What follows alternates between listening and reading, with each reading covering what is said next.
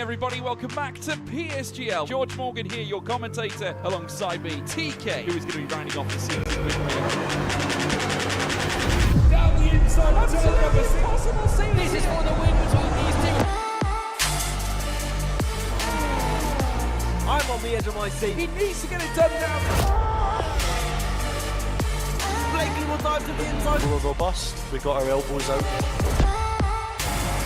Ronard takes the lead. Because here comes Alfie Butcher. Can't really complain with that one. It's not going to be easy. The pressure is on, of course. Yarda Watmere is your champion.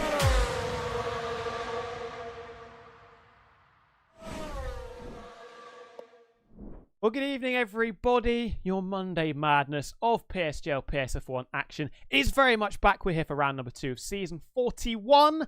Last week was an absolute banger, I think it's fair to say. Really enjoyable race to kick off the season down under in Australia. It was Alex Lofer, season 40's quali king, that turned into the ace around the Albert Park circuit with a comfortable win. Very, very impressive as well, and continued that streak of getting pole position. I believe that's 8 of his last 8 qualifying sessions. Alex Lofer has started from pole. This is a very different circuit, a legendary circuit nonetheless, though. It is Spa-Francorchamps in the heart of the Ardennes Forest in Belgium.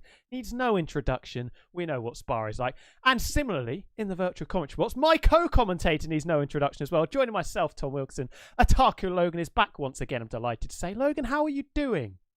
I am thrilled for this. Obviously, it's one of the most fun tracks on the calendar and in the game, and I cannot wait to get started because, of course, this is one of the most hallowed tracks in Formula One. Has been around since the 1920s or 30s, has hosted rounds since the 50s on a much longer course, and now, of course, on a much more truncated but more fun course. And always host on public roads, so stop complaining about street circuits, will you? Big fan of that, big fan of that. We love a traditional racing circuit, don't we? And I think, like you said, hallowed turf, the best way to sum up this Belgian Grand Prix. Let's go into the past very quickly, though. We're going to have a quick chinwag about what happened 7 days ago. If we look at the championship standings, it was picture book perfect for Alex Lofer, pole position and the full 16 points, leaving him with 17 out of 17 to kick it off. And it was an end stone 1-2, with Ivan backing him up a couple of seconds down the road. Mario's formula was consistent last season, coming home in 3rd place to round out our podium places. Volokongan was 2nd in the championship last season, didn't have the best of starts to his attempts at going one better, ending up in P8 after some penalties were applied post-race. Max von der Gies with a very solid 4th place as well, the reigning F2 champion, let's not forget. We had a few incidents out there, a few battles going on. I think Australia, with the racing we saw, a lot of hard racing, but for the most part it was clean. I think, Logan, that has set us on a nice path to progress throughout the season. Good banker to set down. Yes, of course, but that's just as the first round. There are 10 more to go. After this, we're going to tracks like Texas, we're going to Silverstone, we're going to Spielberg, of course, and even Saudi Arabia and Abu Dhabi. So a whole mixture of tracks in this competition. Season 41. Has it really been many in that series already? If this was the real world, it would be 1990. But yeah, I love it you've referred to Enston and remove all the references of the French team Alpine. Correct. Or there used to be Renault. Or there used to be the British team Lotus, the Colin Chapman one, not the Tony Fernandez one, etc. I love a bit of history from you, Logan. We always start off with a little bit of a history lesson, don't we? You mentioned it as well, a couple of circuits that we're visiting in the coming few weeks. Let's take a look at the full calendar so we know when our break weeks are as well. Australia was in the past, Texas is in the future, Spa is in the present before we have our first of 2 break weeks, the 11th to the 19th of November. We'll be back with Monaco for round number 4. I am so looking forward to that one. Haven't been there on the F1 25 game. Should be a barstool. And then 4 circuits, or 3 circuits, I should say, that are very, very exciting. Good racing in Austria, Canada, and Silverstone. 3 modern classics, I think it's fair to say, although Silverstone and the circuit Gilles Villeneuve have been around for quite a while. Then we break off for Christmas and New Year. So from the middle of December, we won't see anybody until the 5th of January, where PSGL PSF1 is back at the Mexican Grand Prix. We were supposed to race there to round out the season last time around. We weren't able to do that. So we will get our venture to the Autodromo Hermanos Rodriguez, and then a 3-race sprint after that, the Saudi Arabian Grand Prix, the hallowed turf of Interlagos, and then finishing, as we will do in real life, in Yas Marina at Abu Dhabi. So many legendary circuits, aren't there, Logan? Absolutely, especially Interlagos and Monaco. That'll be fun. And thank goodness the break week is happening on a day I work. Thank Huge. goodness I've got it off. I was scared when I was looking at my timetable. I thought, oh no, I might have to miss a week. Oh no, wait, it's a break week. Oh, thank the PSGL heavens for that. But we pretty much have. Is that everyone? We've got 19 excluding us, because we are the commentators. That would be of very Space for interesting if 22. we tried to commentate and race. I'm sure that would be a PSGL first. I mean, we have the Commentators Curse Championship we had for Christmas. We need to have that again for like off-season funnies. But that's something we need to bring up ourselves. Or, well, the Creator Series, but that doesn't really count. Sorry. That will be a very fun one. It is, I believe, 19 that will be joining us. We're moments away from getting qualifying started. 2 reserves, 3 reserves. 2 numbers that are different. Maybe not. Let me just double check. Well, while you do that, I need to tell everybody, the drivers, they're looking to maximise their performance in qualifying and, of course, in the race. And if you want to do exactly that, then the wonderful people over at Sim Racing Setups have 100% got you covered. The Pro Setups unlock extra performance with the Pro F125 car setups, created and developed by the very drivers you see racing week in, week out here at PSGL. Esports and stable setups for you to sink your teeth into, whether it's qualifying or the race, whether the weather is dry or wet. Got every single thing in the basket. Optimal race strategies and free meta updates as well. If that wasn't enough, compatible with all platforms, as you would imagine. £49.99 for all of the setups available at simracingsetup.com. I had a look at this, 27 tracks on the calendar. If you do the maths there, £49.99 divided by 27, that's some pretty damn good value. Head over there and make sure you use the code PSGL at checkout for a 5% discount on your purchase. Thank you, of course, to the people over at Sim Racing Set for partnering with PSGL. Now, from that, back to the circuit, Logan. Before we load into the lobby, I think we do need to have a little bit of a chat about the Spa-Francorchamps circuit. Yeah, just before we just I have to cut in there. We were missing one drive, and that was Lipox15. He has just joined, so we have a full grid tonight. Full house is going to be lots of fun. You may go ahead. 100%. Delighted. But the track map, we'll bring a track map up. You know Spa, you know what we're going to talk about. So many legendary corners, legendary corner names as well. The pinch point of the apex of La Source at lap 1 of the race. That is going to be a fascinating one. And then the climb, 30 seconds with your foot pinned to the floor of your Formula 1 car up through Eau Rouge and Radion. Before you brake for the Les Combes chicane, charging down the Kemmel Straight through the trees that surround this beautiful Spa-Francorchamps circuit. The middle sector is so flowing, isn't it? Through Pouon, through No-Name, into the Fagnes chicane as well, before you blast out of Stavelot, up towards the bus stop. Obviously, it was reprofiled back in 2005, I believe it was. They changed that because it was a lot wider, wasn't it, before? And the pit straight was also considerably shorter. Got to get your braking point right, because if you snatch your brake and lock one of those front tyres, that is a lap that is going to be absolutely thrown in the dustbin. Yeah, actually, I think it was 2007 the bus stop was reprofiled from your double chicane to a double hairpin, which is quite sad, but then again, safety first, Formula 1 second, apparently. Sorry, if you can hear some thumping in the background, I'm throwing darts out of boredom. But here, we are big darts fans, of course. We cannot wait for December. We can't wait, but thankfully, we are loading into the qualifying session right about now. The best time of the week, it is PSGL PSF1. Make sure you stay tuned for this one. Last season at Spa, it was an absolute barnstormer. Wet, dry, wet, carnage on the last lap. Couple of last lap overtakes as well. That decided the race victory. I think we could be in for something very, very similar. Alex Lofer looked very, very strong, but can he back it up this week to go from Oceania all the way back to Europe? It is dry, at least, for the start of qualifying. I think a lot of the drivers will be pleased to see that the skies have remained clear, although there is a little bit of cloud cover, it has to be said. Remember, 18-minute qualifying session, short qualifying session, and we will not be restarting between qualifying and the races we did at the end of F124. That means that the soft tyres, drivers have to treat them like gold dust. Got to be very, very careful, because the ideal strategy is you want to have a set of those red strap soft compound tyres available to you if you need them. And there's a lovely little safety car come the end of the race. Yeah, it's been quite damp and low-level cloud. What is going on here? So we're just getting all the cars out on the track, as we have mentioned, a full house tonight. I do believe we have not two reserves. Well, we know Marius is not racing tonight. He was unfortunately out of town. But I do think, if I'm not mistaken, we have everyone here. We do have 20 course, in the lobby, yes. Excellent news. Yes, we have, of course, both Alpines here. Alex Lofer will be keeping a watchful eye on, of course, because he is the man to beat in these qualifying sessions. If you remember from about the dozens of times he's qualified in a row, it feels like, on pole position. And do not count out his teammate Ivan S. Craig. Don't count out Volakongen. A whole list of names there. Tony Richet, who I think could have been much higher, and I think he was disappointed with his performance. He's just about to get what I believe is Dirk. Yes. Be starting off on his course in that beautiful V-Carb, which is still under the ownership of the other team, but is going to be under Ford Racing branding, I think, as a customer team.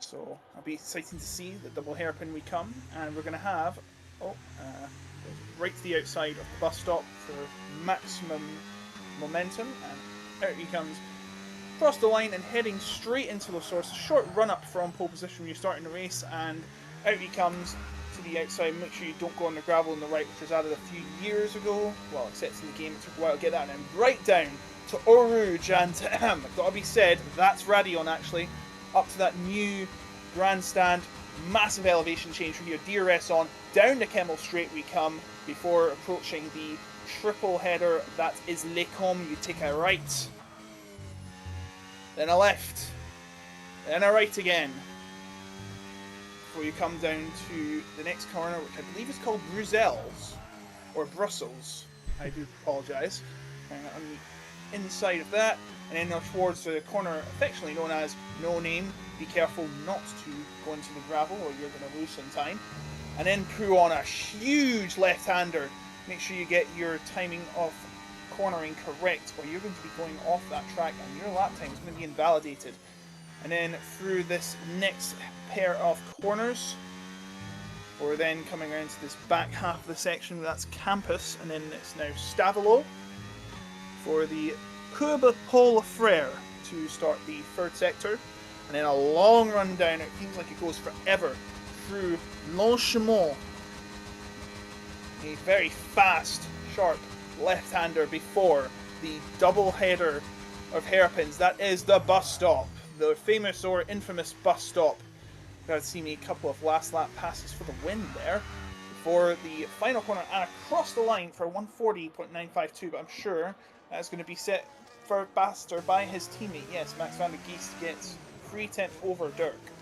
Alex Lofer made a mistake jumping back into the pits. His teammate's not fastest either. Ivan splitting the two RB cars, so an interesting start there as Lars into fourth and slowest, now eclipsed in the worst possible fashion by Finlay. 6 times on the board at the moment. Here is Silo as Tony Richet lowers the benchmark by 14 milliseconds. 140.6 for the Scarlet car. The two Scarlet Ferraris, Tony Richet and Ottozito, sandwiching the RB of Max van der Geest. Here's Silo, who was in the Kicks Alba last season, had some really, really strong pace when they came in halfway through the campaign, rotating nicely through the bus stop. A lot of the drivers favouring third gear, so you can plant that right foot, get the throttle down as hard as you possibly can. Let's have it to P3 for Silo, 100th of a second faster than the Ferrari of Ottozito. But there's the other Red Bull Racing car, Lawrence, the first driver into the 140.5s, these times continuing to tumble. AMS Surface didn't see this driver last week, now in the Papaya McLaren, and is 16th of the 17 times we have on the board so far. Volakongen hasn't got a lap time yet, came out much later than everybody else. Just got to be careful about that. This is, of course, the longest circuit on the calendar. It can be quite tricky if you're not quick between your turnovers in between your lap times. It can be tricky to get your 3 fast laps in the qualifying session. Alex Lofer making a mistake on his first flying lap. Phil also doing the same. So it's 2 Aston Martins in 17th and 18th, which is, I think, the definition of unideal at this stage of qualifying. Yeah, of course, Volakongen very late on setting his lap. Of course, with 18 minutes on a 7-kilometer circuit that takes 100 seconds to get around, it is going to be, you're going to be limited to how much wriggle room you have of setting when to set your laps. So Volokongan obviously choosing the later one, obviously because there's more grip, but he's also got to be careful of any traffic there. In front of them, I believe, is Phil, who's just went on an outlap. He will have to give right of way, which he will duly do in a second. And there it is. And Alex Lofer has had to set his lap again. There's a junk of cars coming through. There's a yellow flag, which should be a white flag, because that's the slow car moving. Or I thought it was the blue flag, but maybe that's just exclusive. And oh dear, this is not going to look good. Alex Lofer. Oh, thank goodness the Haas has got through, and I believe the Red Bull has also let him go as well. So he is all clean for that. Oh, sorry, that's actually his outlap. I do apologise. So it isn't really much of a big deal, but he does get some momentum at least. Volokongan should be clear of traffic. And the Volokongan is the only one on the lap right now. Everyone else heading into the pits. Yeah, Volokongan has been hustling this Mercedes car on his first flying lap of the session, really riding those curbs, in particular through the Les Combes chicane, really over the red and yellow curbs, almost symbolising the Belgian flag, aren't they? You're just missing the black that goes in between, powering, making that Mercedes engine car scream on the red line in 8th gear, going through Blanchimont, flat as you absolutely like, as it has been for quite a while now. Then you've got to concentrate and get this braking zone right. Just after the 100-metre board, he slams on the left pedal. Volokongan electing to use 2nd gear through the bus stop, different to what we've seen a lot of other drivers do. Pulling gears up to the line now, cutting the beam and into 2nd place. Was very feisty through the middle sector, and that has paid dividends. 140.575, only 200ths of a second down on the benchmark set by Lawrence, which is a surprising one. Lawrence not typically one of the best drivers over a flying lap, but certainly putting a very decent bank lap on the board as we approach halfway through this qualifying session. Let's join Alex Lofer. Yes, Alex Lofer in the Alpine coming around Prouon, who's been known for setting a lot of pole times. That's not its natural habitat for the car he's driving. Sorry. Through campus he comes, 1 minute and 10 seconds as he comes through Stavelo. How is he going to be looking here? 12.874. Coming out of Sector 2 now, down to Blanchimont. Be quite curious to see how it fares. Look at all the top times. The top 4 times pretty much within a tenth and change. 0.103 I make it. Through the bus stop they come. What is the time going to be? Could be fast. Fast enough. Oh, it's very fast.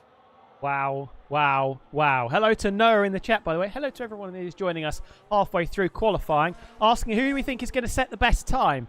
Exhibit A on your screens right now. That blue and pink Alpine on fire. Alex Lofer is currently on a hot streak of 8 consecutive pole positions. Now, last season, he took pole in every single race that he turned up to. Didn't appear a lot in the second half of the season. Only took part in about 50% of the races. Took pole by a decent chunk last week in Australia as well. And continuing in fine form, as I think I just saw a Ferrari with some gravel on the tyres. Tony Richet getting out of the way, going through Blanchimont. Here's the other Alpine of Ivan, just starting a flying lap, trying to catch someone that's towards the back end of a lap. But I think everybody's just starting their second runs.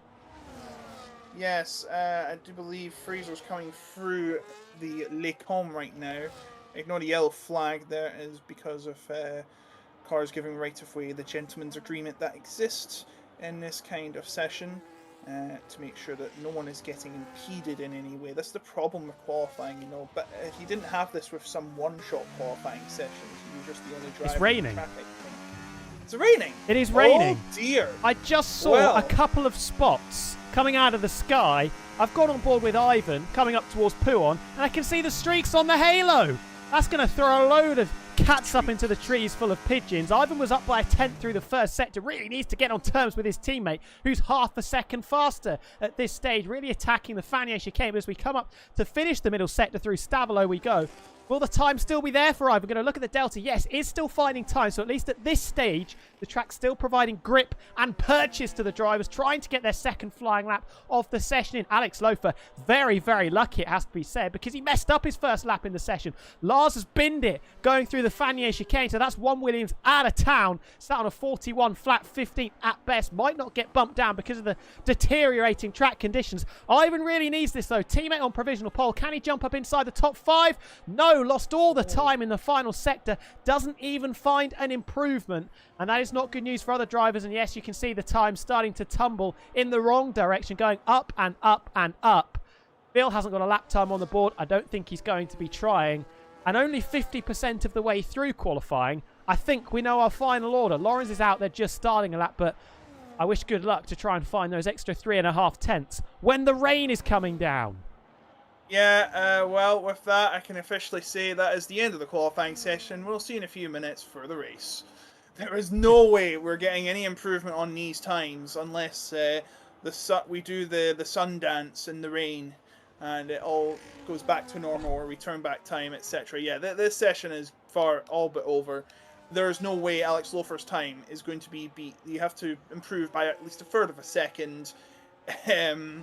Classic Belgium weather, folks, and you thought the British one was bad. I should mention, I was going to say, 7-kilometer circuit, massive, wide, of course, the forest.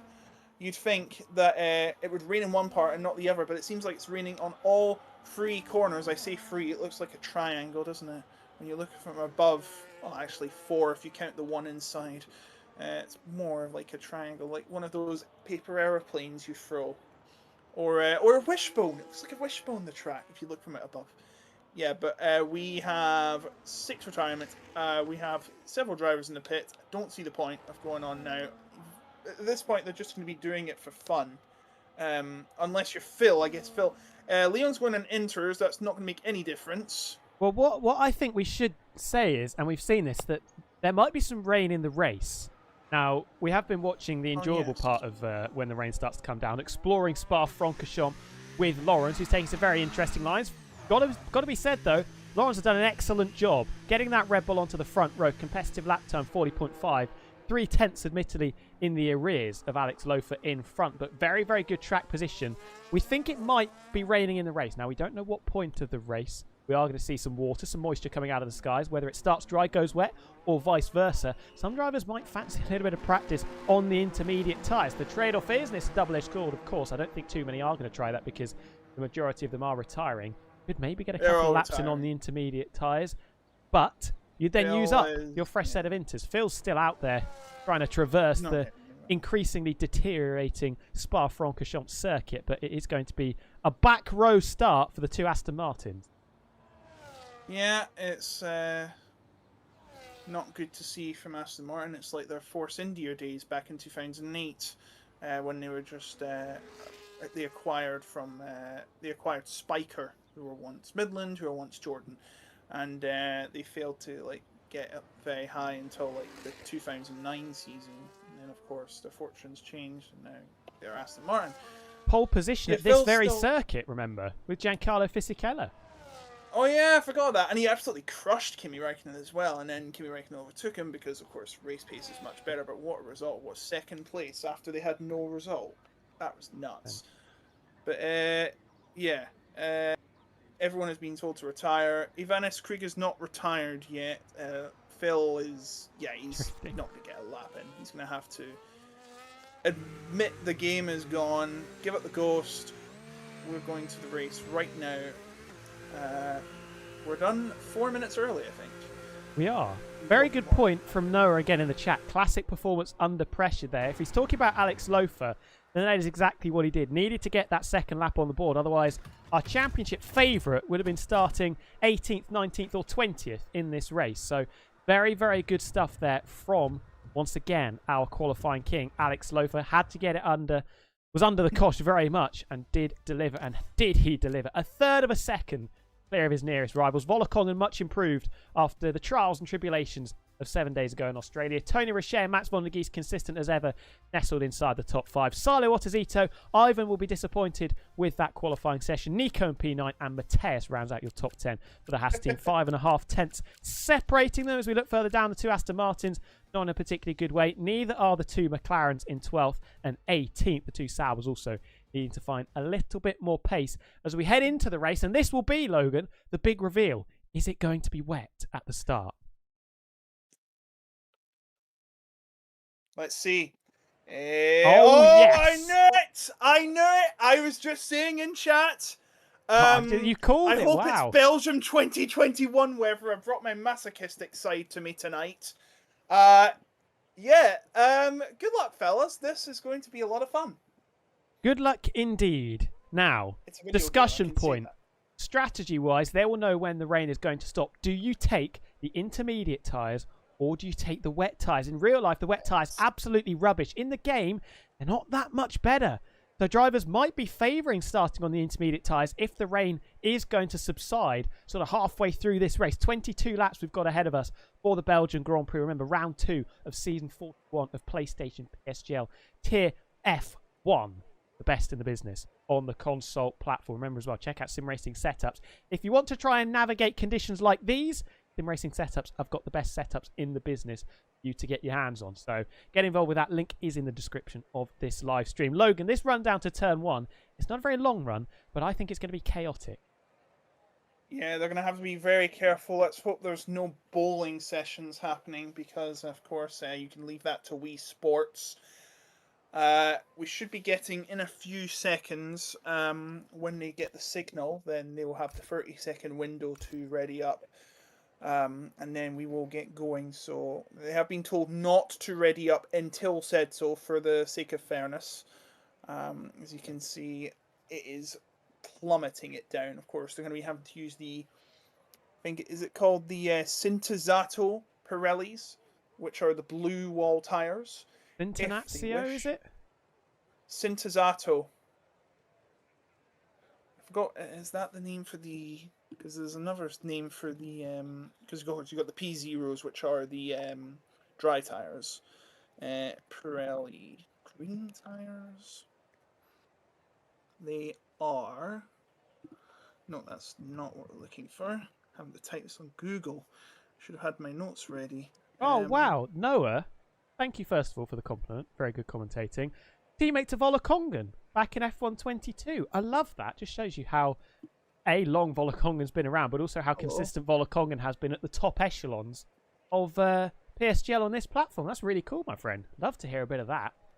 Starting from P3, in a decent position, you have to say, especially if, well, the slipstream, you would think in a dry race, will definitely have its effect. And if it was dry, Volokongan would probably be licking his lips coming out of La Source. And that blast up through the Ardennes Forest through Eau Rouge and Radion. As it is, the main ambition going through Eau Rouge and Radion, do not drop it.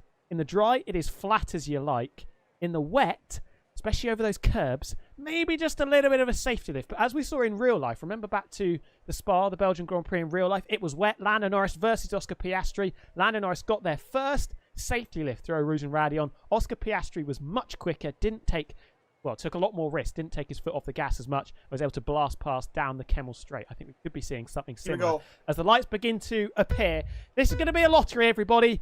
What numbers are you taking? Alpine versus Red Bull. It is lights out, and we are racing here at the Spa-Francorchamps circuit in pouring conditions. You can see drivers scrabbling for grip desperately, trying to find the traction. But it's Lawrence around the outside. Does he fall off the circuit? Almost ends up in the gravel. His teammate does end up in the gravel over the Mahusive sausage curb. And there's absolute chaos at the back. There's a kick Sauber going sideways, 2x2. But Alex Lofer comfortable out in front. Volokongan on the button down through La Source. But he's under the cosh once again. Lawrence trying to nab this second place. Back from the Silver Arrows driver, Tony Richet, just lurking underneath the rear wing of the two cars as well. DRS not going to be enabled in the opening couple of laps. Volokongan sticking his nose down the inside into the Les Comtes chicane. Lawrence taking a trip off the circuit once again, rejoining in third temporarily because there's a Ferrari of Tony Richet very much out of shape, struggling on the intermediate tyres. Lawrence falling back even further through Malmedy.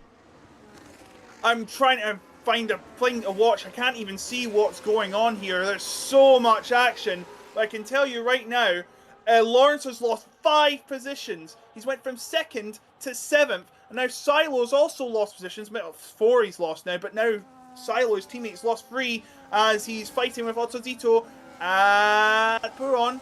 And they're still fighting side by side. Incredible. They are, I believe they're all on... No, they're not all on intermediates. Ooh. Evans, Fraser, Josh and Lippot are all on the blue wall wet tires. So interesting strategy call from them. Oh, it's getting a bit messy going through the Fanny chicane. I have to say it's 3 wide between Mercedes, the RB and the Sauber. One of them very wounded. Leon has got half a front wing off into the pickets, into the gravel through Stavolo.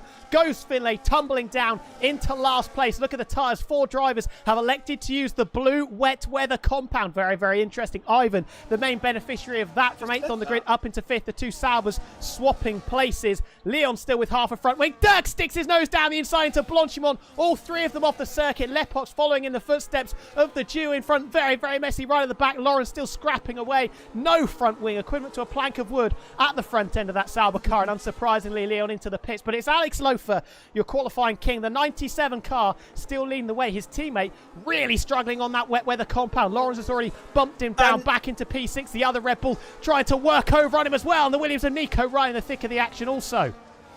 Yes, Silo's got damage on his end plate.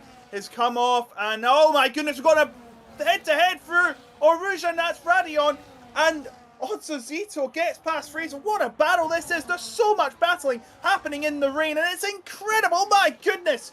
Silo, front wingless, end plateless, is battling Nico and Ivan, who are fighting in Lake Holm, and holding them off somehow. He probably has increased straight line speed without that, but he's going to be having a hard time in the corners.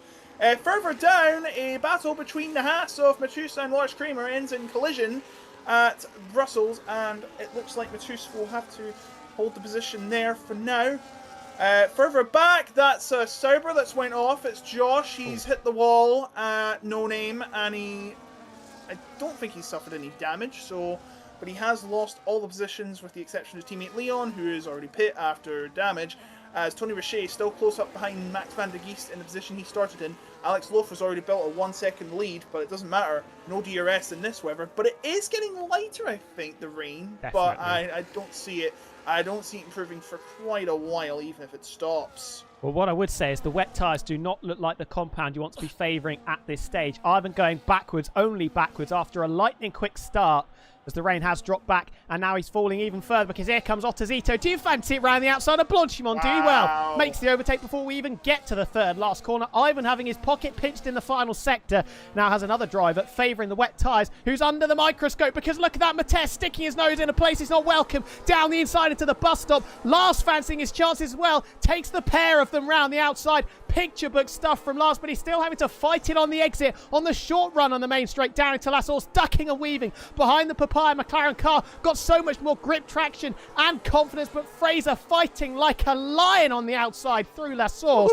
I think the McLaren has just about got in the ascendancy, but they're still side by side. You can't surely not side by side into Rouge and Radio. And yes, there's the collision, of course. It was going to come flying off into the runoff area. Goes the McLaren of Fraser. Those wet tyres not doing him any favours at all, as Matthias and Dirk scampering on through.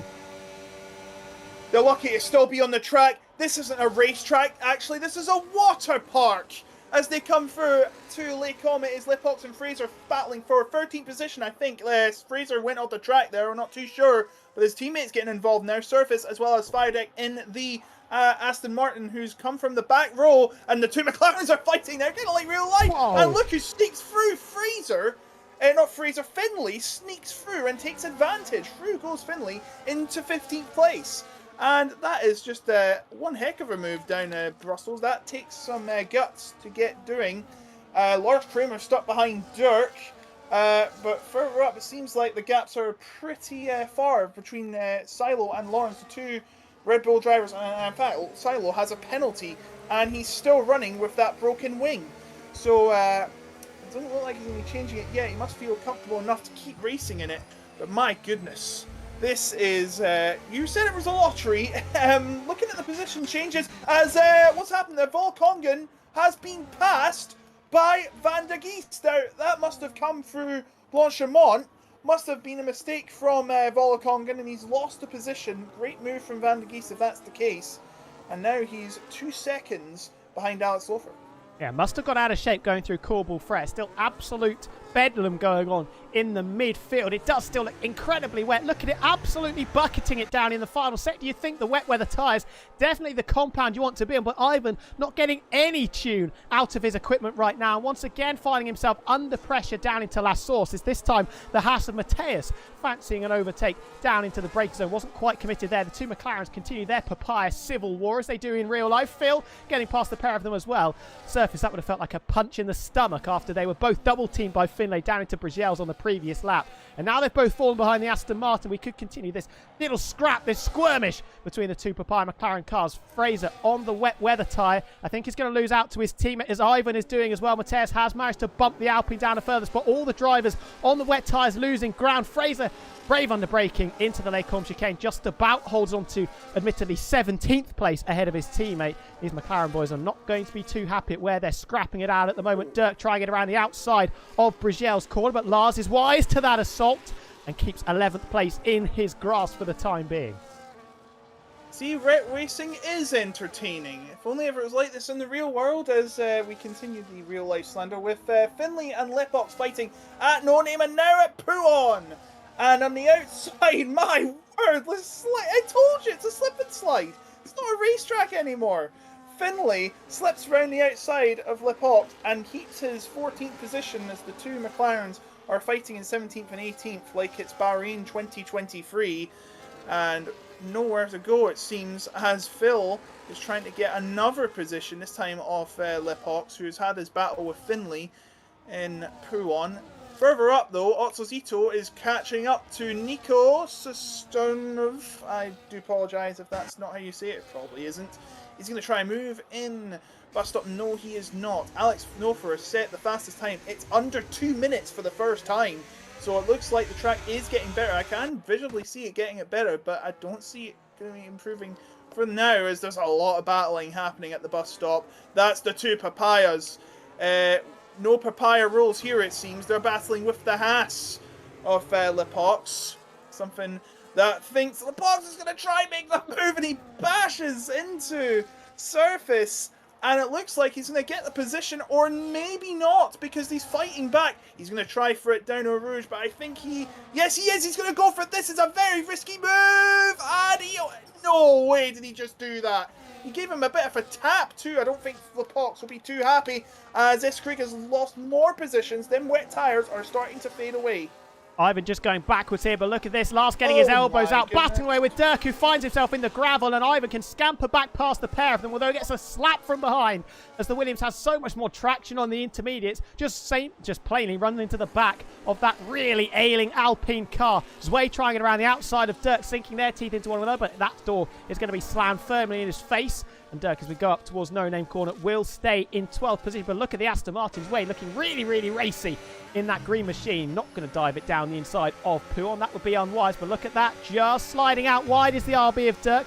Just the smallest of opportunities for Dwayne, potentially to just try and get a foothold in this little scrap and into the Fanier chicane. We are line astern between the RB and the Aston Martin. Dirk really, really struggling here. Not quite as much as the Alpine of Ivan in front, who has the Williams of Lars very sternly examining the rear geometry of the Endstone-based car. The pink and blue versus the blue and black of Alpine and the two Williams. The flash of baby blue as they fly through Corporal Frere for the 5th time of 22. Don't worry, it's a very hard thing to see. Nico and Sile go side by side, and Sile's not having any of it. He's covering the inside, and fastest lap set by Van de Geest and Silo into the pit lane. And he's going to have that wing change, of course. He has that damage, and he's retired from the session. Now, he's just retired in the pit lane, it seems. And that is the end of his race. Even as Krieg definitely coming in for a change of tyres, for sure. He's going to have to put those inters on as Finlay seeks for a move. Oh my goodness, he went 90 degrees into that corner. But is unable to make position, lucky to not make contact with Fire As the times are starting to go down. The weather is somewhat getting better, but I don't see it being for a while. Look how we're blasting through Radion. That is nuts. Would that happen in real life? Probably not. 4 years ago, you will remember.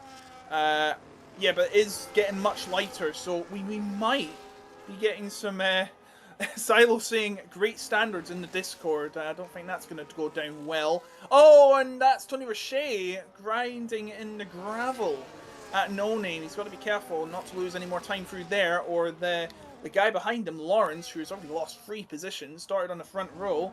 He basically swapped with Van de Geest. And he is now 2 seconds behind Tony Roche, who is still 4 tenths behind Volakongen. Further back, there seems to be a battle for 10th Brewing. Yeah, final spot inside the points paying positions. It's Dirk versus Wade. Round 2 in the Belgian Grand Prix. Going through the campus chicane, the Aston Martin still all over the back of the RB car. You can see from the onboard, the rain has significantly got lighter. It's subsided by quite a lot, and I would not be surprised if it does get dry. You can see it's only really spitting now at this stage when it was absolutely bucketing it down just a few moments ago. Volakongen losing another place, trying to hang it out around the outside, turns to the inside for the final corner, but around the outside goes the Scarlet Ferrari car with the grip and the traction. That's Volakongen bumped down a further spot into position number 4, and Lawrence on the prowl behind, qualified second, was very much in the wars on the opening lap. Wasn't the Red Bull of Lawrence, but has now closed that gap to 1.5 seconds. I think Volakongen once again will be looking in those rear view mirrors at another car cruising up to the back of him. Alex Lofer nearly 3 seconds clear out in front. We're equidistant first to second to third, 2.8, 2.7 separated them. Volakongen might fancy this on the run down the Kemmel Straight. Will stay on board with the Mercedes car. Look at the straight line speed he's got in the back of that Mercedes, and the Ferrari is absolutely defenseless really, but he's going to have to be brave under brakes. Tony Roche is brave under brakes, dancing through the Les Combes chicane we go, side by side, eyeball to eyeball. Is Volakongen going to get given the time of day on the outside just about as he Tony Hawks it over the curb through Malmedy, and in the end Tony Roche does just about keep that 3rd position. Volakongen was aggressive in his attempts to try and get back up into the podium places, but unsuccessful ultimately. What a fight that was. Such respectful yet a ruthless, aggressive racing between Tony Roche and Volakongen. This is the kind of racing we're missing from various forms of motorsport, and it's great to see it here in the virtual world. That is a battle for the podium as well, which is a 2-point difference, so a lot at stake, even if it's this very early in the season. With this closer point system, pretty much every point counts. So Tony Roche and Volakongen, what a fight from them. Further down, Lawrence is now within a second of them both, so there's going to be another driver into this party. It seems in a few laps, because it is stopping to rain. Stopping to rain? It is getting lighter. You're not wrong. Starting to rain, now we have stopping to rain. And the time is going down now, 1:56.5 from Alex Lofer, but he's been racing his own race at this moment. He's seeming undisputed in the lead right now. Van de Geest trying everything he can to catch up. He's only 3 seconds down. So is Tony Roche over Van de Geest. Further down, it seems like the battles are fading away as well. So it looks like well, unless a safety car comes out, it's going to be like this for quite a while, admittedly. Yeah, the effects of dirty air just starting to kick in, you'd have to say. Leon, who pitted on lap 4, I believe it is, to no, lap 1, I should say, Leon, to put on a new set of intermediate tyres after breaking his front wing, had basically no front wing on the front of that Sauber car, as Finlay picks up a 3-second penalty and might be losing 12th place, just to add to the misery, because here comes the Papaya McLaren, his Mercedes engine counterpart, but this is surely going to be no contest really. Surface on the outside, is Finlay going to fight it into the braking zone? The answer is a very firm no, and just dips a wheel in the gravel on the apex of turn number 7 and allows Surface to fly on through up into 12th position. The McLarens have stopped fighting each other because there's now 8 seconds separating them. Those wet weather tyres really struggling on the Haas and the McLaren of Lepox and Fraser respectively, losing so much time at this stage as well as the rain continues to subside. I was just going to make a comment on Volakongen. He's definitely not compromised his qualifying setup for the rain that we're seeing. You can see by the straight line speed he had over Tony Roche, for example, on the previous lap. Definitely still running that low drag, dry setup. And if we do get to the slick tyres, which don't look too far away, watch out for last season's runner-up in the championship. Should be much quicker. Absolutely. So Lawrence is starting to close up to Volakongen. I think his setup's more built for the drier conditions, so it could be a bounce back from Lawrence here if he can get past Volakongen. But now coming through the bus stop, the times are starting to really fall, getting into the 1:55 fours now. As Lawrence setting up a move, it'll be a while until DRS is enabled, though there's still a lot of rain on the track. But is looking like it's very ominous for Volakongan. Now, how's he going to do? Oh, we got an incident. I do believe it's a yellow flag. I don't know what it was for though. But it seems like Fraser is coming in. It might have struggled in those conditions, admittedly, but here comes Lawrence looking for that move, and Fraser has dumped it in the pits, so it's all over for the Papaya driver, Fraser. 18 left remaining. We're just 9 laps into this Belgian Grand Prix on PSGL PlayStation F1 division, the oldest Premier class in all of this division. And Max von der Geest, by the way, has taken chunks of time out of Alex Lofer's lead. That gap, remember a few laps ago, was comfortably over 3 seconds. Now down to 2.5 as Wade has disconnected. That is going to be bad news because the McLaren of Surface, I should say, all over the back of the green machine going up towards No Name Corner. This should be, well, alarm bells ring for both drivers involved. Surface does not want to get held up behind the AI. Going to send it down the inside into Pouon, and that is fairly regulationary with the speed that AI is going. Not good news for Zwade, who you imagine is going to start to fall through the pack. Here comes Finlay looking this way, and that is going to be the inside into the Fania chicane. Bit of jinking from the AI car of Zwade there, but Finlay does manage to negotiate the rolling roadblock, if you like, of the lead Aston Martin car, who is now going to be under pressure from his teammate as well. And you can just see there how much slower the AI of Zwade is going through Stavelo Corner and through Corporal Frere. Phil's going to have to get a shift on here to get past. Lawrence is all over the back of Volakongan, by the way, pushing the Mercedes through the bus stop chicane. Max von der Geest is absolutely flying at the moment in the low 155s. Tony Richet setting the timing charts alight as well. I think Lawrence may have just missed an opportunity there into the bus stop. Incredibly close to the back of Volakongan, but couldn't quite make that move stick as we start lap 10. Well, the times are going purple. I guess I have to get my purple buckler alarm out. Being a Scotsman, yes, we can say that. That's a running joke. If you don't know, and you won't know. Svade has lost the session again. This is not what we want to be seeing here. He must be having connection issues. I will try and invite him again, but that is very unfortunate for Swade. He's falling even further now. He started right at the back in 19th, and now he's in 14th because this game has disconnected them again. There, that's another invite I've sent to him. So it looks like the only drivers that have changed position, whereas I better say Lepox, but he's now lost that position, are Ottozito and Alex Lofer, of course. Lepox has just lost a position to Ivan, who started in 8th, but is now down in 16th after having to pit early, as finding S. You call him Svade.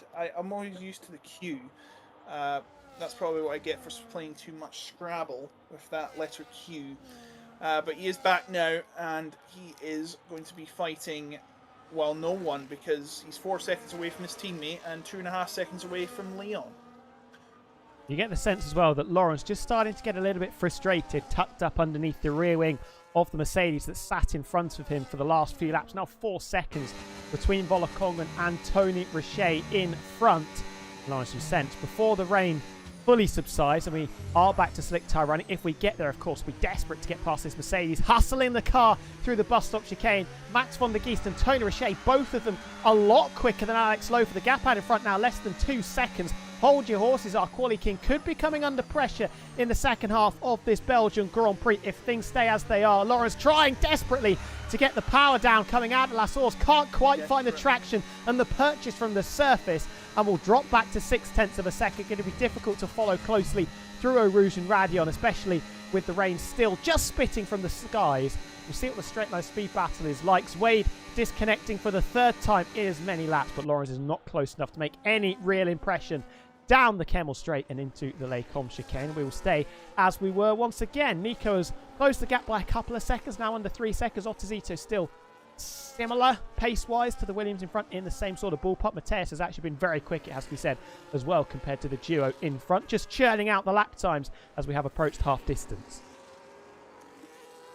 So we are at the halfway mark, as he's just mentioned, and it seems like the battles are starting to really die down.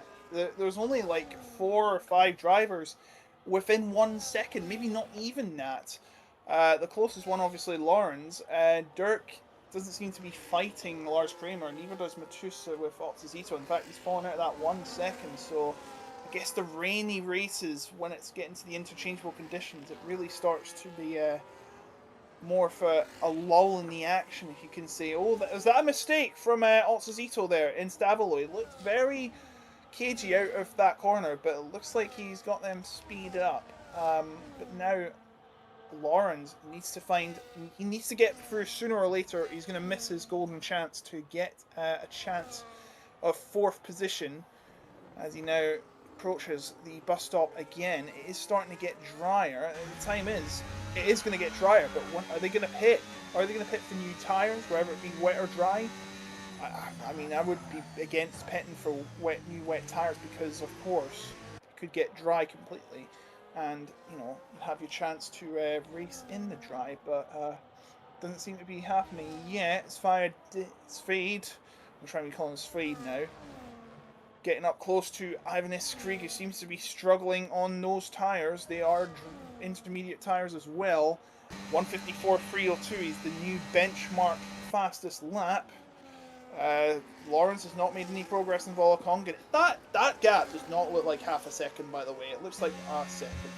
Doesn't like a little bit more, but the Red Bull's just stuck, isn't he? And Lawrence paying a hefty price for that slightly adventurous opening lap when he nearly went off through La Source, did go off through Rouge and Radion and through the Les Combes chicane. So that was 3 technically braking zones, 3 real corners, and Lawrence failing to negotiate any of them on the opening lap. That's what put him back in the pack. Had to wrestle very, very hard to hold on to places. Dropped as low as 7th, I believe it was, but managed to muscle their way back past a couple of cars. Alex Lofer's turned on the afterburners, by the way, and I think Mats van der Geest has made a little bit of a blunder on this lap because the gap has extended back out towards 3 seconds. I wonder if Mats van der Geest has just burnt up those intermediate tyres slightly too much for his liking, because now, instead of looking out of his halo to the Alpine in front, he'll be looking behind at the flash of Scarlet Red Ferrari that's just homing in very, very quickly. 4.5 seconds now separating Tony Richet and Volakongan. I was about to say, Ivan, if it is a no-stop race for everybody else, Ivan could be in a strong position because his tyres 5 laps fresher than everybody, courtesy of starting on the wet tyres rather than the intermediates. But that 3-second penalty is going to make life a lot harder. And Lawrence has now dropped back as well off the rear of the Mercedes as Tony Richet with the fastest lap once again. Look how dry the track's getting. It seems like there's no trace of the rain left. Those people are getting penalties now. I wouldn't be surprised if DRS gets enabled soon. As Lars Kramer, is he going to take a gamble? Is this going to be for new dry tyres? This would be interesting because I think it's a bit too early at the moment. Let's see where he goes. The pit lane for Williams. It's a long way down. Of course, you've got across the timing beam first, and it is. Yes, it is. It's medium tyres. Interesting choice here. You might as well roll the dice when you're outside the top 10. I think the dice might have fallen under the sofa, though, which is not ideal for Lars here because I think it is just a little bit too early. We're going to see. You're going to have to be very, very tentative and cautious. Treat that right pedal like there's an egg underneath it. Getting decent purchase from the race circuit, actually, on the way out of the pit lane. We're going to see how he negotiates Eau Rouge and Radion. Looks like there's decent grip there, so this might actually be a very, very decent call from Lars. Into the pits goes the AI of Wade, who's just jumped in the chat as well. Apologies, my friend, about the poor connection. Hopefully next week we don't see the same issues and you can try and rack up some points, as it looked like you might have done because the pace was pretty good in that Aston Martin car. Lars not looking particularly comfortable through the Les Combes chicane, but it has to be said, these slick tyres are working, and that is going to have to ring and reverberate around the pack because if you're in that leading group, you can really steal a march on somebody if you get the timing right. Yeah, absolutely. So, see how Lars Kramer is doing. Should get the, what's it called? It's still raining, by the way. Lars is very quick, though. Oh, yeah, he seems like it. This could work in his favour. 125 as he comes through the chicane. Obviously, don't just take these with salt because, of course, 153 now. 152s, we're getting into 152s. Tony Richet Nico's in. 152. Nico and the leads have been hung out to dry here. They haven't realised the state of affairs. Ottizito and Mateus is in. Dirk has stayed out, but Surface fancies those slick tyres as well. Big pressure on the leaders. They had a decent buffer over Nico, over Dirk, over Mateus. This is going to be fascinating, though. How quick can they be? The Williams is not quite held for Ottosito, just coming out ahead of the Ferrari car. Medium tyres for the Williams, hard tyres for the Ferrari. They are going to be incredibly difficult to fire up, aren't they? Wow. Yeah, of course, no grip, especially in this weather. You probably want to go the soft tyres, but then again, they don't last very long. Yeah, the warning shot, the DRS enabled signal. I've got the lap data on to check how they're doing in the weather, and they're doing pretty alright, the tyre runners. But this is now Alex Loeffler's. This could be easily lost for Alex Loeffler's, as Lepox is DNF'd after speeding in the pit light. And he was getting nowhere, and seems like. But yeah, my word. Alex Loeffler might be slowing well down in this. Let's see how he's doing when he gets to the timing beam for Sector 3. It is still raining though, so they've got to take it with some caution. Alex Loeffler, well, he's still fast on those tyres. He's faster than that last time by 1.2 seconds. They're a lot slower now though. Oh yeah, definitely. Compared to these tyres, as Svade and Josh are fighting for second last place, so avoiding the wooden spoon. But now, if I get the leader gap up, 20 seconds separates Alex Loeffler and Dirk. Dirk could be about to take the lead. Oh no, wait, Dirk has stayed out. It's Nico who's just disposed of the Mercedes of Finlay on these medium compound tyres. The Williams team have pulled a blinder. Lars came in first, bit the bullet so everybody else could follow. Is he going to be spat out into the lead of this race? Alex Loeffler has bolted on the fresh tyres. I think our pole sitter release is going to be clear. You can see the flash of blue in the background, and I don't think it's quite worked out enough to get Nico into the lead of this race. Max von der Geest exiting pit road along with Tony Roche, but Nico has got himself ahead of the Mercedes of Volokongan, or has he? Out of the pits we go with the Merc. It's going to be side by side.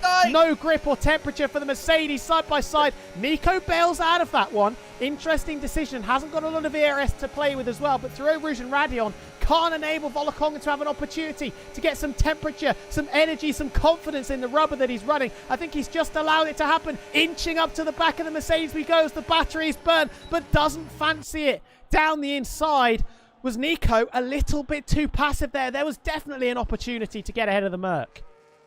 There was indeed, but he didn't take it, and it may cost him because now he's got Ottosito, Matus, and Lawrence for company. There are 17 drivers left in this race, and it seems like Alex Loeffler has been unaffected by that sudden change in temperature. In fact, it's probably helped him because he is now 3 seconds ahead on faster rubber, and Volokongan is nowhere near the top three. The top three seems to be in their own race, but that could all change. Remember, the safety car could come at any moment, and they've got to be wary of that. And they're probably going to have to change tires again. Ottosito on the hards, thinking that it will get him to the end better.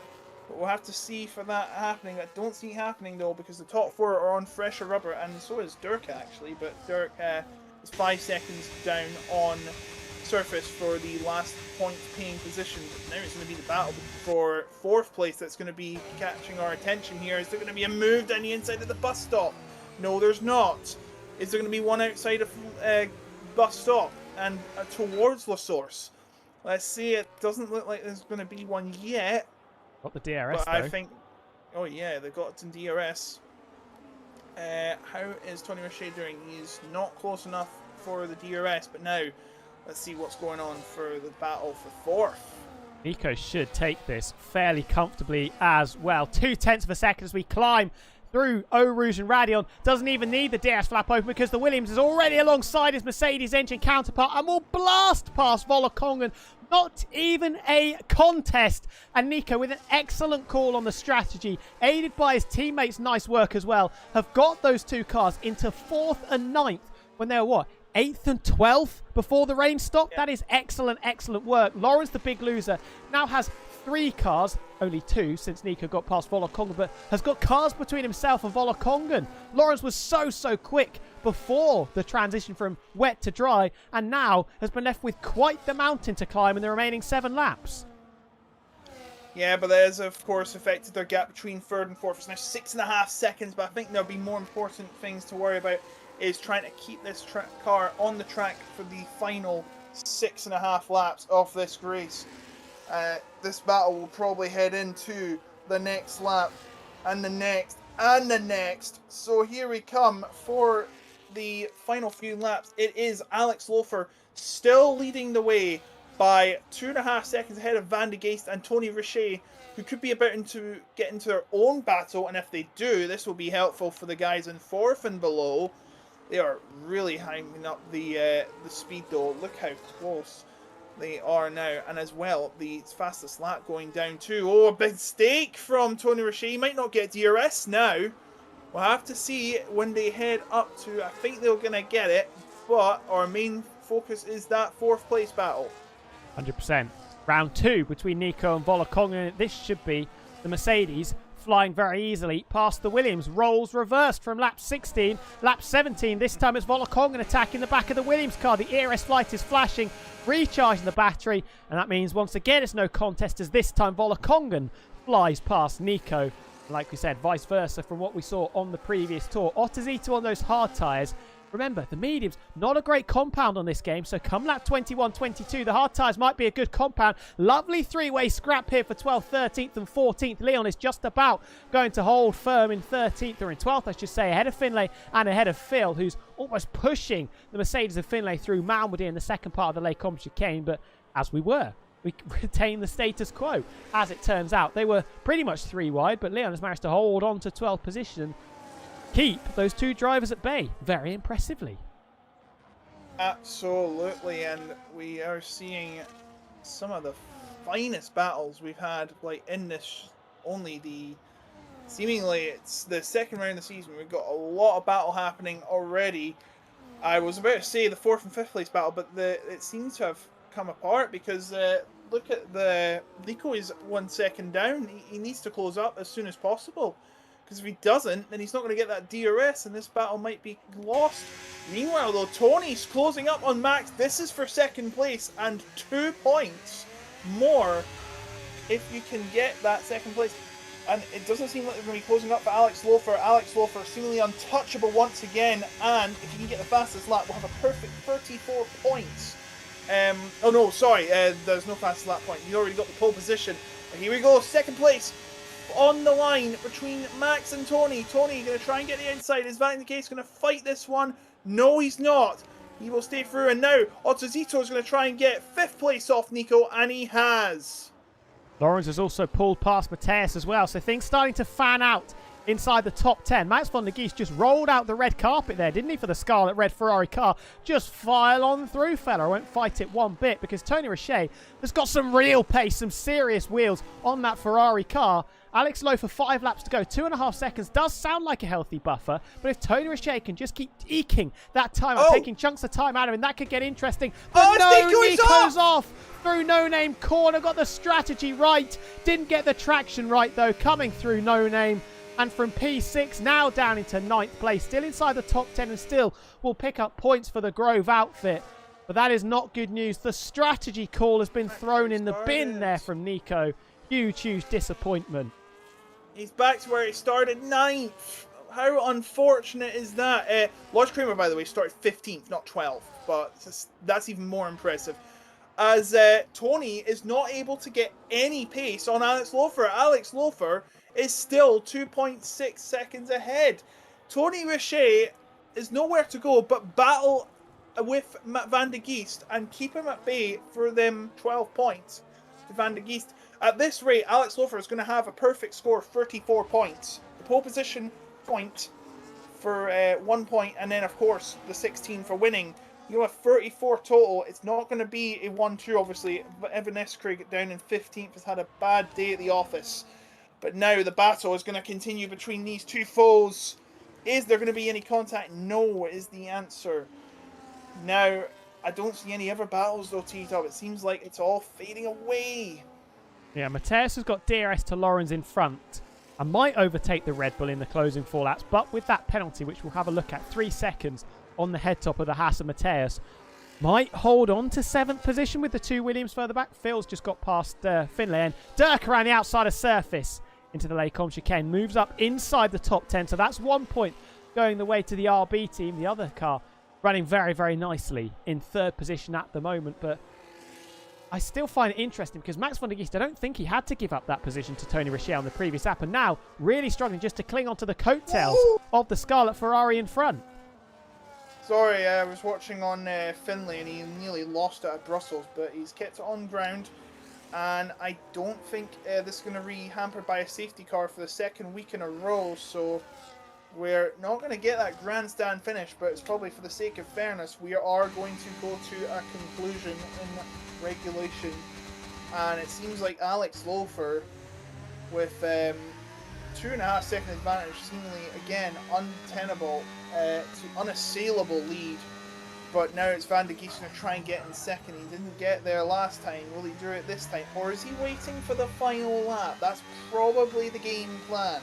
Surface is trying to get that final point off dirt, but that doesn't seem to be working right now. He is coming through the bus stop chicane. He's within 5-6 tenths. Phil right behind Leon though. He won't get points it seems. Well, actually might. Remember the penalties. Leon ahead has got a penalty. Finlay has retired in the pit lane. It's the end of his day. Didn't get anywhere. So now, what's just happened? Slide for Tony Rocher coming through Malmedy and maybe just feeling the pressure with Max von der Geest still tucked up underneath the rear wing of the Ferrari car. Has lost half a second to Tony Rocher on this lap so far. Not Tony Rocher, to Alex Lofer, I should say. Still keeping our Quali King very much honest with the gap, stabilising, hovering just under 3 seconds, but still work to do for Tony Rocher to hold on to this second position. Soft tyres go onto the Sauber of Guillaume, but down in P15, not going to be troubling the scorers in this one, and Finlay has just retired as well, so we're down to technically 15 in this race because Wade has been disconnected for quite a while. Terrible run though through Stavolo for Max von der Geest, and out of the 1 second window he falls. Has got some battery to burn to just drag himself, claw himself back up to the rear of the Ferrari car. Tony Rocher, you would imagine, will be doing the same, but Max von der Geest has done a good job there of just recovering there. Good damage control on the run out of Corporal Frere. That terrible run that he had coming through Stavolo, losing the back end of the RB car, recovering it and staying very much in the game. Yep, so penultimate lap beginning from Alex Lofer, 2.7. It doesn't sound like much, but believe me, it's been like that nearly all race, especially after the rain starts to dry out, and it has now completely dried out, and it seems like Tony Rocher, as the only thing he can do is defend that second place with all that he's got left. Because now the gap is half a second and Van der Geest wants it desperately because it may mean a lot in the championship. Even if Alex Lofer is leading it by miles, he goes to the inside. And no, he can't. Tony shuts the door. But is he going to get the switch back? No, Tony keeps him at bay. Great defensive work from Tony Rocher in that Scarlet Ferrari. He will not be moved from his second place. Not yet, anyways. One last chance for Van der Geest for sure, and he's going to have to roll the dice at that very area. Yeah, so far, the Ferrari, the man that can't be moved, but the script has not yet been written for lap 22 of this Belgian epic. I'm so impressed, though, with Tony Rocher there. How brave was he under braking there? Braked so late. Looked like he was just going to let Max von der Geest walk through the open door down the inside into the Les Combes chicane, but was so committed with his left foot and did an excellent job of holding on. Now trying to bolt in this middle sector, dump the ERS and get that RB out of the 1 second window, but I don't think he's going to manage it as we go through Corporal Frere for the penultimate time. 3.5 seconds. Now the gap between Alex Lofer and Tony Rocher. We saw Alex Lofer do this last week.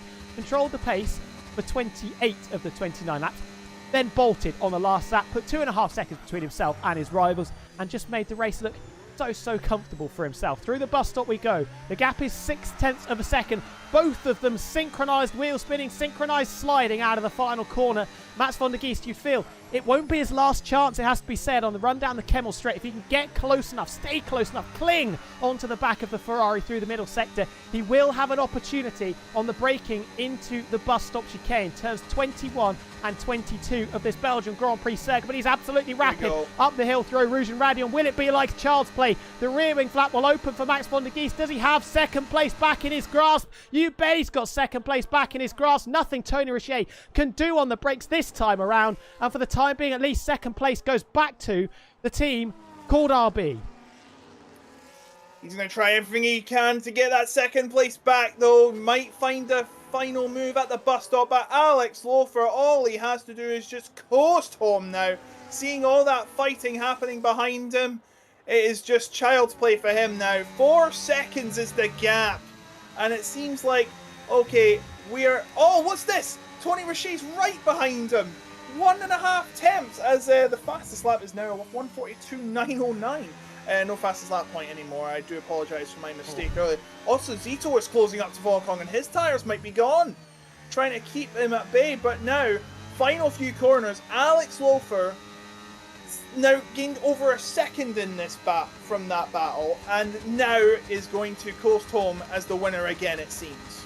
Romping off into the distance, and the battle for second looks to be set as well, because Tony Richet was wild going through Stavelot for the final time. But here's the race leader. He was perfect a week ago, and he's perfect again in Spa. Doubling up is Alex Lofer, 22 laps on the board, and win number 2 of season 41. Max von der Gies finishing in second place ahead of Tony Richet, and Volokongen is just about going to hold on to 4th place. A bit sketchy at the end. Speaking of sketchy, look at Lawrence out of the final corner, spins it over the line to take home P6 ahead of the Hassan Mateus, who will hold on to that 7th place with the 2 Williams too far back. What could have been for Nico after that spin from 6th place going through no-name corner. And Dirk is your final point scorer, a 2.5 clear of the McLaren of surface. Phil Leon, Ivan, who had a stinker, it has to be said, chose the wrong tyres at the start, went for the wets. The gamble did not pay out in that lottery, and he will come home in 14th ahead of Giosh and Zwade. But Alex Lofer, once again, brilliant from our Quali King, turning from the Quali King to the Prince of the racetrack. Yeah, Alex Lofer has had a perfect first 2 races. He's got the maximum docket available, 34 points. There's, of course, still a long way to go. 187 points on offer throughout the season, the 11 rounds, as we see that Josh has crossed the line backwards. Fun. I got it on my end. But yeah, Alex Lofer seemingly untouchable today. Everything happened behind him, but he did everything that he had to do, and that was first finish the race to finish first. 100%. Kept his head cool. And then when he knew that he was going to win on the last lap, just opened the taps, turned on the afterburners ever so slightly. And once again, the flag flying is not just checkered, it is also Spanish on the podium. Race winner Alex Lofer, fastest lap went to Giosh. Your driver of the day was Lars. Brilliant strategy call to get himself inside the top 10 and pick up some points for Williams. Dirk with the most overtakes, definitely got stuck in. And your cleanest driver award goes to Surface in the McLaren. Kept that car very much on the right parts of the racing surface today. Alex Lofer, Max von der Giest and Tony Richet, your top 3. Volokongen had the pace in the dry, didn't quite have the pace in the wet. That was what cost him a chance of finishing on the podium for the first time this season. Ottazito makes it a Ferrari 3.5. Good for their Constructors' Championship push with Ivan down the order. Lawrence Mateus, Lars Nico and Dirk, your point scorers. A few retirees. The first one was Silo, early on lap 6. Then it was Fraser and Lepox. Finlay also bailing out with about 5 laps to go. What a race, though. Australia was fun last week, and I think this week we had exactly what we wanted from Spa. Oh yeah, it was much more fun this week. I've not got the standings for some reason, the race results on my end, but that's sad. But yeah, Alex Lofer, we didn't see much of him after the start because he was seemingly running his own race. It's like real life, to be fair. Verstappen has been running some of his own races lately, and Norris, of course, the last race, but it was clearly his day today again. So it will be the driver to beat now. Surely the gap is massive at the top. Yeah, definitely. With no Mario's Formula this week as well, that is going to open up a sizable margin. And it's going to be Tony Richet and Mats von der Giest, who were 4th and 5th last week, now 2nd and 3rd this week, that are going to be the closest challenges. But Alex Lofer now very much will be driving with a big, big target on his back. Oh, absolutely. I should just check. Alex Lofer on 34. Van de Gies should be on 20. So Alex Lofer is going to have a 14-point lead heading into the 3rd round with 9 rounds to go. Wow. A sizable after 2 races. Obviously, we know anything can happen in these remaining 9 races. A lot is still at stake, a lot to play for as well. And You know how the swings and roundabouts work at top level motorsport. Just speaking of the calendar, here's what to expect in the coming few weeks. This week was Spa. Then we have COTA at the Circuit of the Americas before our first of two, I say break weeks. The second break is definitely more than a week. It's about 3 weeks. But that break week will come. It is going to be for Christmas and New Year. We'll reconvene on the 5th of January. But in the short-term future, let's just look at that. COTA in a week's time. And then in 3 weeks, we'll be heading to the jewel in the calendar, Monte Carlo, for the Monaco Grand Prix. That one, I assure you, could be very, very exciting. Qualifying in particular, we know how close it is over one lap. Alex Lofer will be looking to try and get a very, very decent pole out there, if, of course, he does turn up for that race. Then we've got Austria, Canada, and Silverstone before here on the PlayStation side, we break off for the Christmas period, and we'll be back on the 5th of January for our final quartet sprinting to the flag. Mexico, Saudi Arabia, Brazil, and Abu Dhabi to round us off. COTA next week, just a couple of words on the circuit, Logan. In season 40, we had a really, really good tyre strategy race at COTA. Expecting to see more of the same? Oh yeah, absolutely. COTA can throw up some variable results. Of course, it's got some action-packed zones. The first corner up to the hill, the top of the hill, which I do believe is getting a new stand soon. Is it turn 15 or turn 14? Yeah, turn 15 can have some action too. It's very wide and very action-packed. We've obviously got the turn 12 as well. The S's at the front, they'll be fun. If you make a mistake there, you could lose a lot of ground and perhaps lose a lot of points as well, because only the third round. Points are very crucial. But yes, I am looking forward to COTA a lot. Probably one of the best modern wonders of motor racing. I can't wait to see it. Probably the best track in the United States, except for Indianapolis, obviously, the Brickyard. I'd love to visit that one day. Would be a fun one. Would be a fun one. But that is pretty much it for this week of PSGL PSF1. We will, of course, be back when we go from Oceania last week to Europe this week to North America next week. So stay tuned for that one. Thank you, everybody that has come out to watch this evening. Before you go, we need to tell you, if you are looking to improve your performance on F1 25, then sim racing setups are the best place to head to get the best pro setups in the game. Unlock those extra tenths of performance, maybe even seconds. We don't know how fast you are on F1 25 with the pro setups created by the drivers you see week in, week out here at PSGL. Qualifying and race setups, dry and wet weather setups for your fancy as well. All of them available for £49.99. 27 tracks on the calendar on the game this year. If you do the maths, £49.99 divided by 27, pretty good value. I think you would agree. All of it available at simracingsetup.com. And at checkout, make sure you use the code PSGL. That will give you a lovely 5% discount on your purchase. Admin out of the way. Final thoughts from us, Logan. A fun one, and it really sets up the championship, doesn't it? Alex Lofer driving with that big target on his back. Somebody's going to have to wrestle the momentum from him. Yes, but if they don't, it seems like it will be quite a monotonous season, but we would not want that. And of course, as you know, Alex Lofer is going to have to make sure he's at every race if he wants to win this championship as well. Of course, we have seen in last season, we saw a lot of departures, and that probably shook things up. But whether we're going to get that this season remains to be seen. But I don't think we'll be seeing that, especially with the target on his back. He's got all to do now to keep it in his hands, but because everything can change. Someone could find an extra few temps up on him and try and take that thunder from him. 100%. Well, thank you, everybody, for watching. Pleasure, as always, to bring this series to you on a Monday evening. Logan, on the old social medias, where can people check out what you're up to? Check my YouTube channel. It's just called Otaku Logan.